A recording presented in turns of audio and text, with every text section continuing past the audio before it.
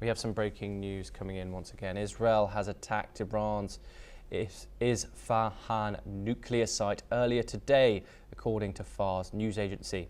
A security official said Israel carried out multiple strikes, with most explosions caused by air defense responses. The official added there was no hazardous leaks or risks to the population which occurred. In a separate development, Iran Revolutionary Guard say 5 members killed in Israeli attacks in Koramandab. We're now joined by Peter Baum, who's the foreign editor of the Weekly Bits, joining us live from London. Thank you very much, Peter, for joining us on the programme. We're entering the 9th day of this conflict now, Peter. We seem to have developments every single hour, strikes back and forth, with diplomacy going on in the background as well, but seems to be stalling. Can I get your immediate view on the conflict currently, the danger that's posed to some civilians in both Israel and Iran, and just your thoughts on the current state of what's going on between the two countries? Okay, thank you for having me on, sir. First of all, naturally I've been up all night, as most people heavily involved in this conflict are, trying to report the truth about what's going on. And this is my analysis to date, based on sources from both assisting the Iranian government in their diplomacy and from various diplomatic sources in Israel.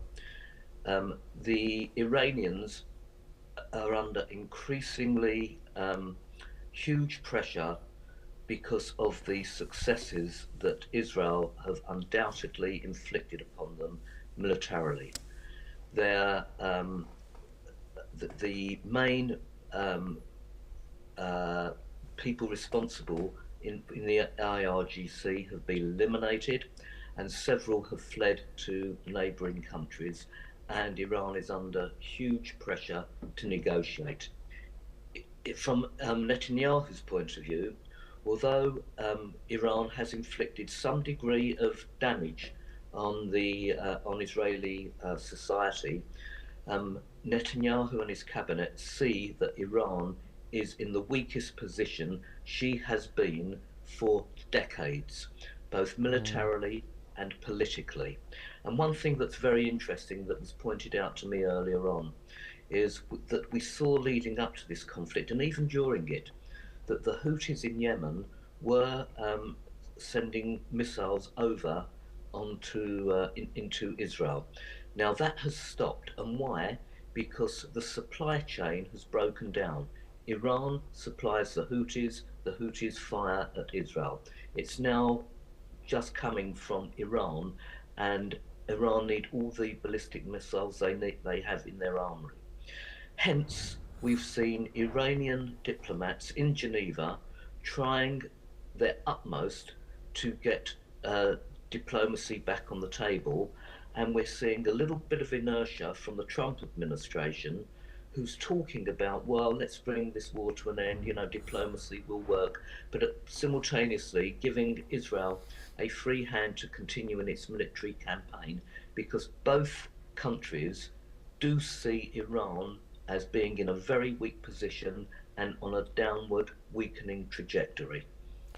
Peter, what's been your thoughts about the diplomacy that's been going on? Obviously, we saw these Geneva talks stall yesterday with the European foreign ministers meeting with Iran's top diplomat, and Donald Trump has been vocal in saying that Iran doesn't want to negotiate with Europe, they want to negotiate with the USA, and now Iran is saying that they won't, they're thinking of stopping negotiations with the United States completely. What are your thoughts? Then this actually rubber stamps what I was saying before, because Iran understands that she's in a weak position, and also understands that Trump is giving Netanyahu the green light. So Iran's only way out of this is to try and persuade the Europeans to negotiate with But frankly, Europe is lost on this. Europe doesn't have the will because there are certain countries within the EU that are very pro-Israel. I'm talking about Hungary for example, even the United Kingdom, the Keir Starmer administration, though not a fan of Netanyahu, certainly wants to see Iran weakened. So I think Iran is clutching at straws if she believes that the Europeans will be an effective third party on whom they can rely on. Iran needs Trump to put pressure on Netanyahu, and that will come, as I've said in several interviews that I've been giving recently, that will come if domestically a part of the MAGA Yes. Republican support forces Trump's hand or puts enough pressure on him to say, we do not want to get involved in this conflict with Iran. Peter, are you a bit worried about the uncertainty at all? We've had a lot of experts say and commentators draw comparison between this and 2002 with Iraq. Obviously, we've also seen Tulsi Gabbard, Donald Trump's national security intelligence chief, say earlier this year that Iran isn't developing a nuclear weapon. Are you at all worried that both Donald Trump and Israel might have got this wrong?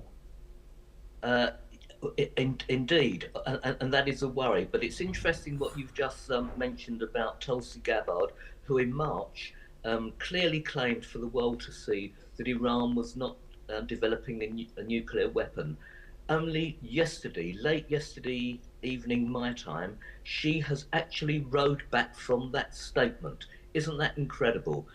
After Trump said to the press that Gabbard got it wrong about Iran's development of a nuclear weapon, she has now come out on social media.